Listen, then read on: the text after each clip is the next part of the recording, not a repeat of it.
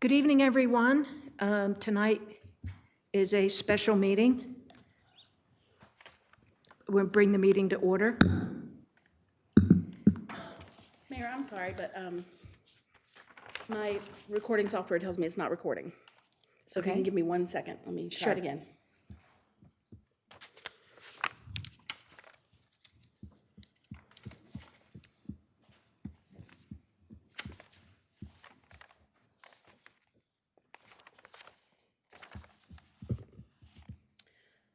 Okay, You good? Mike?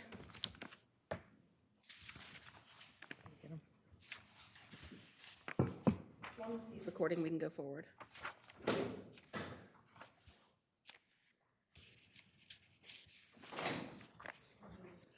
Unfortunately, there's no way to know it's not working until it doesn't work.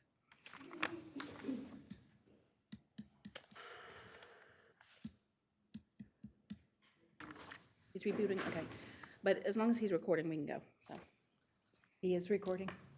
He said he was rebooting it. Okay. Sorry. Citizens' comments.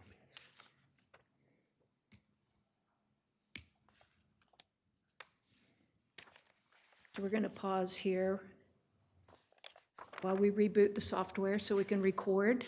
For anyone that's listening, wants to know what's going on.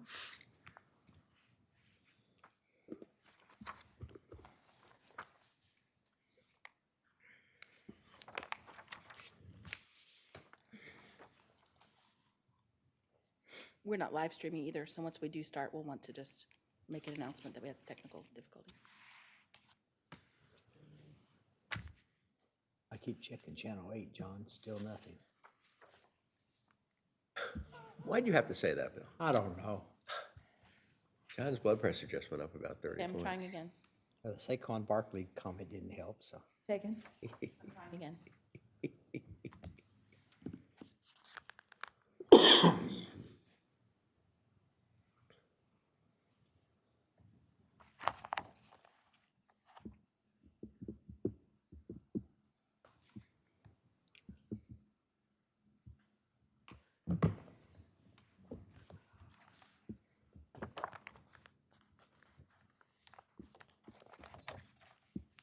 There it goes, okay.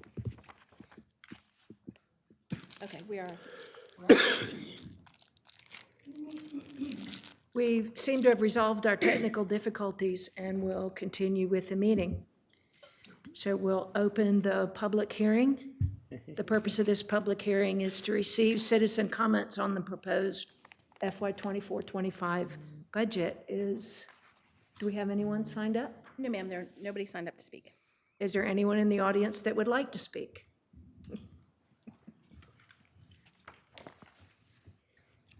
So we'll close the public hearing. Is there a motion? So moved, Madam Mayor. Is there a second? Second. All in favor? Public hearing is closed.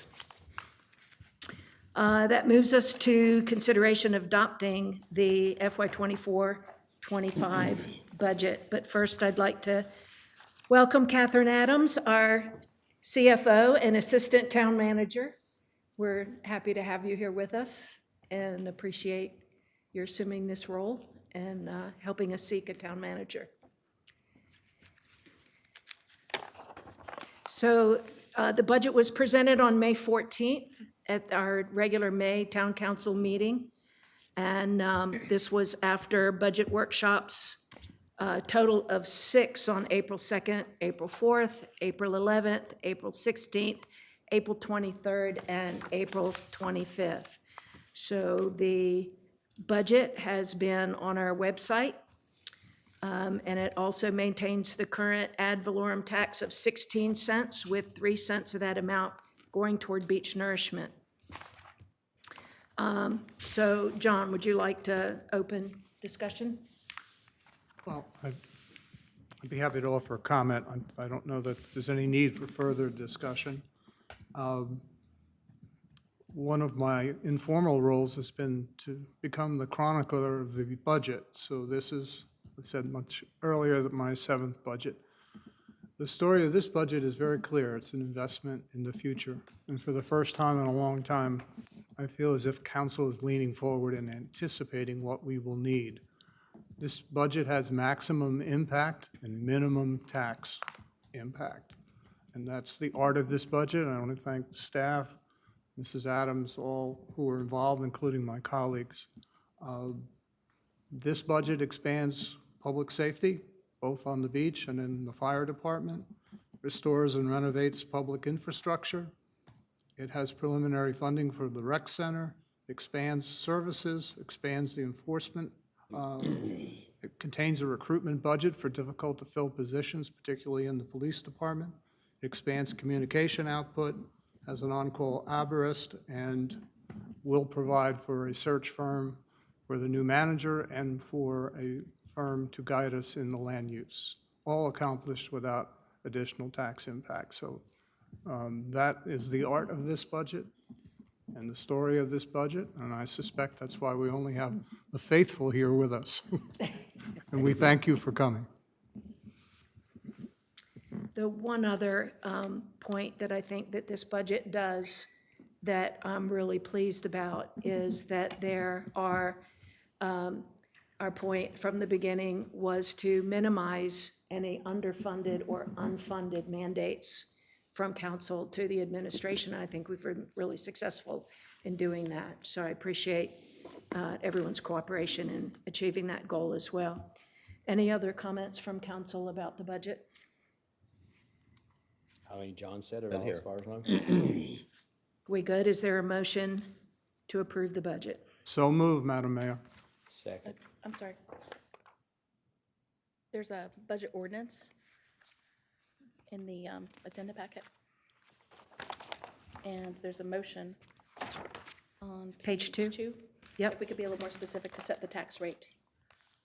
I make a motion to approve the FY 24-25 budget ordinance and to set the tax rate at 16 cents per $100 of assessed value, which includes 3 cents for the Beach Nourishment Fund. For second, Thank you, Lisa. all in favor? And it's unanimous. Excellent, good job. Next on the agenda is consideration of the FY 24-25 fee schedule, where the tax rate may be set annually and not amended. The fee schedule can be amended throughout the year, and the fees are for proposed changes and that changes that are highlighted in the agenda packet, and it's also available online as well.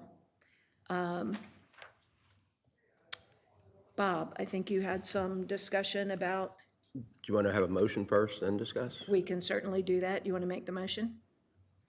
Make a motion to adopt the proposed fiscal year 24-25 fee schedule as presented. Is there a second? Second. Discussion. So I'm in complete alignment with everything we have in here, other than there are 2 items in here that I believe are collateral damage. Under stormwater, there's an application fee of $35 for residents and homeowners, and a tree and vegetation inspection charge of $75 for property owners. And our intent I believe, our intent when we passed the tree ordinance several months ago is to not charge residents of Oak Island for getting a permit. We want them to get a permit, and by incorporating charges in association with that permit, there could be some people who just decide they're going to take the chainsaw out and start cutting trees. So if we don't charge a fee, but we ask them to get a complimentary permit, then we can engage in conversations between staff and our residents. So I'd like to remove those 2 fees, if we could, for the purpose of today's vote, and then we can bring it up again and vote on next month on those 2 fees. Discussion. Well, I think that's a sensible approach to this problem. Frankly, Chapter 32 is an overwhelming journey, and I'm not sure any of us, perhaps with the exception of my colleague to the right, can quote chapter and verse from that. So I'd like to hear the administration's perspective on this so that we can understand the fee structure and the assignment of fees here. And I think it's reasonable to take it up in June when we have the opportunity to look at that alone outside of the context of the balance of the fee schedule, which we agree is sensible, right? It's a continuation forward. And I think that gives the administration the opportunity to respond. Any further discussion? All right. Bill, Terry, Not at this time. can we amend the motion? Yes, you can amend the motion to approve the fee schedule as amended by deleting those two specific fees that you mentioned. For consideration in June. Yes. Okay. So, Mr. Chulo, that would be your motion. Okay, I would like to amend the motion to adopt the proposed 24-25 fee schedule as presented, taking out those two items, application fee and tree and vegetation inspection fee, from that and revisit that in June. Second. All in favor? It's unanimous. I'd also, out of interest, while we're talking about Chapter 32, Catherine, if we could ask staff to be prepared in June to give a report on how the administration is implementing Chapter 32 at this point, what they've done, what they plan to do. I think that would be really helpful and something for the town would appreciate knowing as well. Happy to do that. Thank you. Next on the agenda, consideration of contact with WithersRavenel to update the town's comprehensive land use plan. So we have a proposed contract from the vendor. This has been reviewed by council at this point. Do we want to make the motion and then discuss? Madam Mayor, I'd actually like to request that this item be pulled from this agenda and brought back next month. And reading this line by line, there needs a little more work, and I would just like to see it come back next month. I hate to delay the process, but I feel like it's in the town's best interest to do that. I wouldn't. So I guess I would make a motion to pull it from the agenda and bring it back at the June meeting.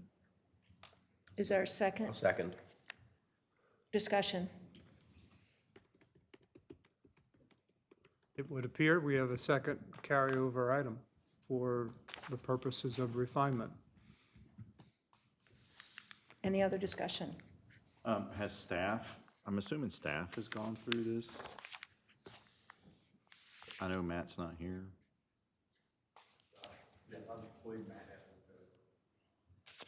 So, and there was no concerns from staff over,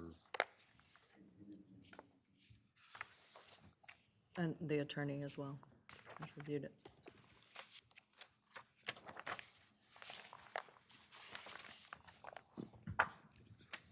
Bill? I have no questions.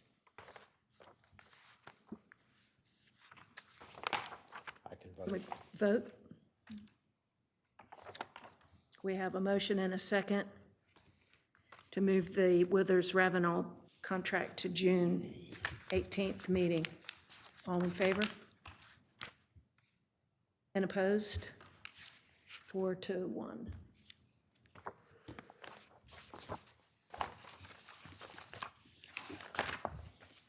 Moving right along, consideration of a contract for Slavin Management Associates. This is a contract that developed by one of our council members in concert with our attorney and town manager, and is here for consideration tonight, beginning on page 22. Is there a motion? I make a motion to approve the contract with Slavin Associates as presented. Second. Discussion? I would like to see on page 30, the correspondence be to our acting town manager. Contracts will be signed by the mayor, but I'd like for the acting town manager to be the communication vessel. Other than that, I'm good. So I would have a question about that. This is one of two positions that fall on the town council to select, oversee, et cetera. So I'm just curious why the mayor cannot continue to be the conduit. She has no authority to change anything, simply to collect information and disseminate it to council. And I think that our interim town manager is going to be plenty busy in the coming weeks and months. I can appreciate that. But if they have questions about the operations of the town or different situations that come up, I'd much rather than hear from the acting town manager and the financial officer as far as the telephone calls and communications. That's my thoughts. I can assure you that any communications that I would have, I think we all have appointments with Mr. Slavin and his associate. So each of us have individual meetings. There then is a kickoff meeting with all of council. So any questions I would anticipate would come to the clerk as someone who channels all of the information to us as in her efficient role. I have absolutely no concern if council felt strongly that they want this to go to Lisa or to the town manager. That's of no issue to me. It's simply a matter of process. Again, I'm not given any powers, and I think I coordinate well with our interim town manager, and certainly cannot obligate anyone to anything at this point. If I could add, so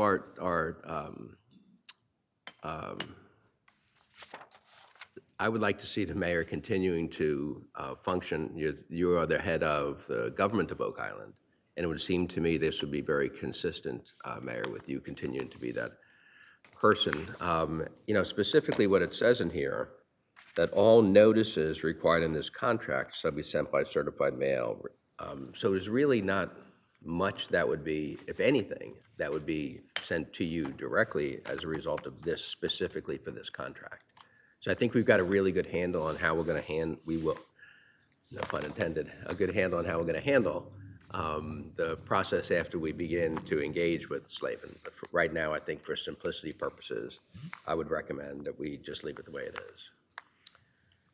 To expand on your point, Counselor, you're correct. The article for the notice, it's not even everyday communication. It is, should Slavin decide they don't want to work with the town, or that they need to change their fee proposal, or anything that changes the contract, the notice, that's what it references, is who the notice goes to. As far as logistics is concerned, at council's request, our town clerk, all of that is passed to the town clerk to manage. Again, I have no issue either way.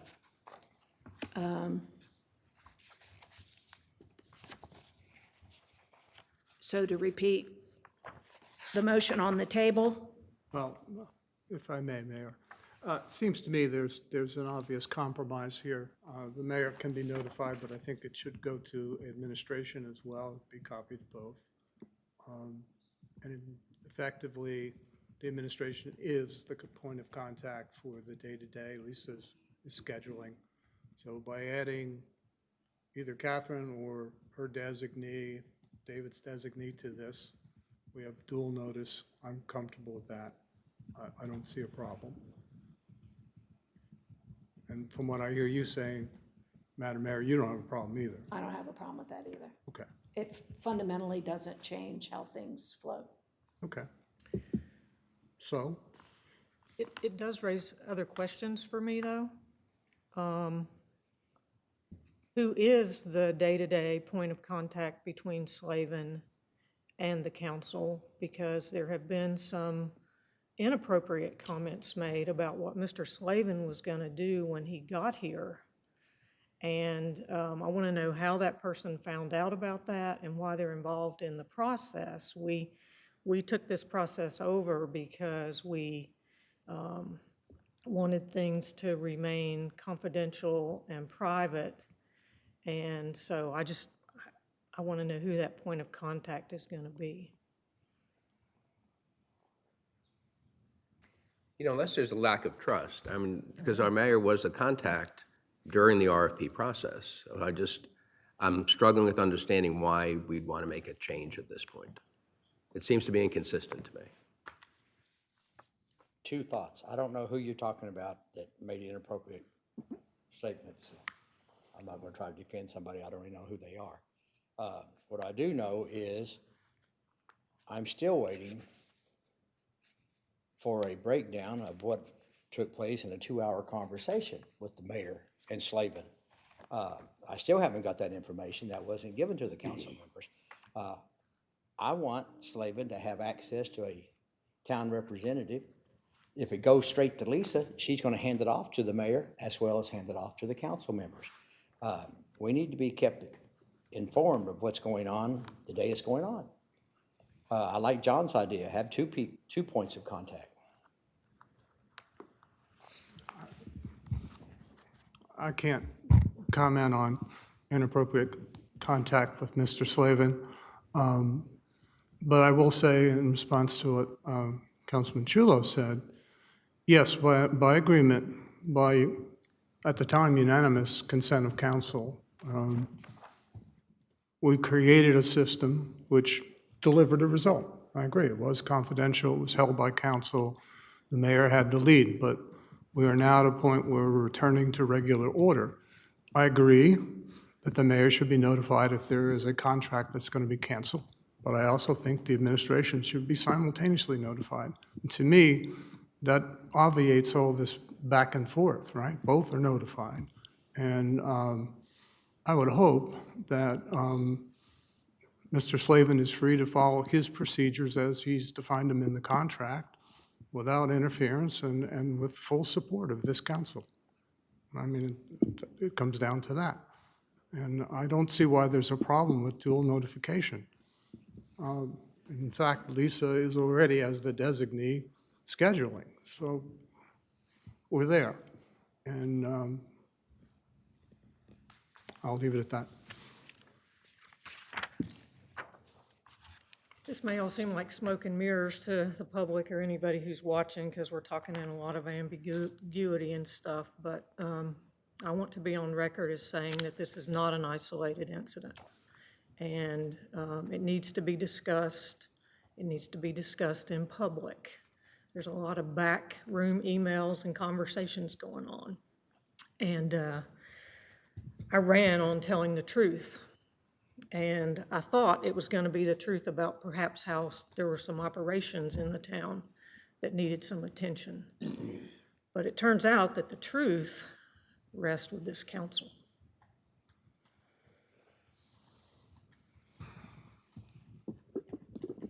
To deal with the with the matter at hand, essentially, we're talking about a change so that Article 29 notice, all notices required in this contract shall be sent by certified mail, return receipt requested and if sent to the town shall be mailed to the mayor, and in this case, the interim town manager. Catherine, do you have any issue with that? Or the town clerk. I prefer the clerk in this case, if that's all right. Which is your preference? The clerk. So with that insertion, is everybody good?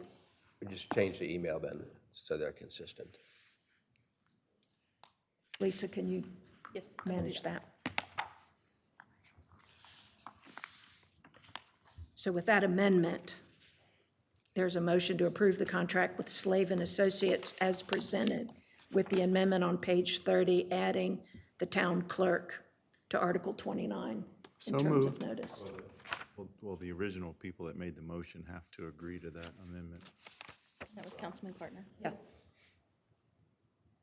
So that would be Bob and, oh, I can't remember who seconded it. I made the motion, yeah. I'll agree to the amendment. And who seconded? Second. Second. All in favor? Unanimous.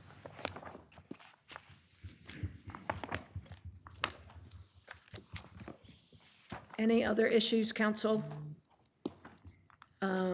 It's a special meeting, so we really can't add topics, but if there are any final comments anyone wants to make, otherwise, we have a motion to adjourn. I would like to make a comment. By motion, we adjourn. Is there a second? Second. All in favor? And that is unanimous. Thank you very much. Thank you, Catherine. Thank you, council. Thank you, everyone, for coming. May all of our future meetings be this easy. All right.